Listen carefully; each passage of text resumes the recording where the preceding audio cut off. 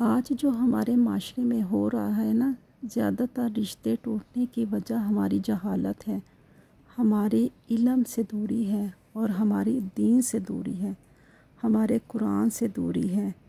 اسلام تو ہمیں بہت کچھ سکھاتا ہے، قرآن تو ہمیں بہت کچھ سکھاتا ہے۔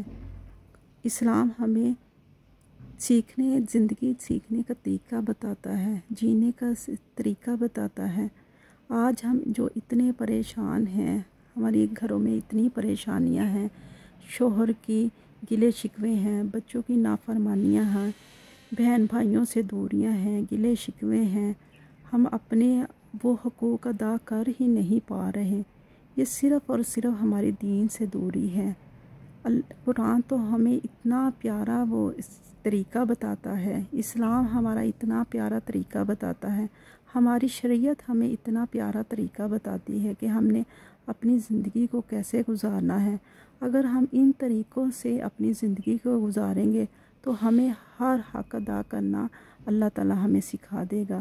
سب سے پہلے تو ہم نے اپنے اللہ کا کیسے حقوق ادا کرنے ہیں، اپنے شوہر کے حقوق کیسے ادا کرنے ہیں، اپنے بچوں کے کیسے حقوق ادا کرنے ہیں، اپنے بچوں کے فرائض کیسے ادا کرنے ہیں، اپنے ماں باپ کے حقوق کیسے ادا کرنے ہیں، اپنے بہن بھائیوں کے حقوق کیسے ادا کرنے ہیں، اور اپنے اللہ کی مخلوق کے کیسے حقوق ادا کرنے ہیں۔ جب ہم دین کا سلسلہ، دین کے بارے میں سیکھ جائیں گے، ہم دین سیکھ جائیں گے، اپنے اسلام کے دائرے میں رہ کے، اپنی شریعت کے دائرے میں رہتے ہوئے ہم اپنی شریعت کو سیکھیں گے، اپنے اسلام کو سیکھیں گے، تو یہ پھر ہمارے لیے زندگی گزارنا بہت ہی آسان ہو جائے گا۔ جب ہم اپنے ہر رشتے کا حقوق ادا کر سکیں گے تو یہ ہمارے لیے زندگی بہت آسان اور خوشگوار ہو جائے گی، اور ہماری زندگی میں پھر خوشیاں ہی خوشیاں ہوں گی۔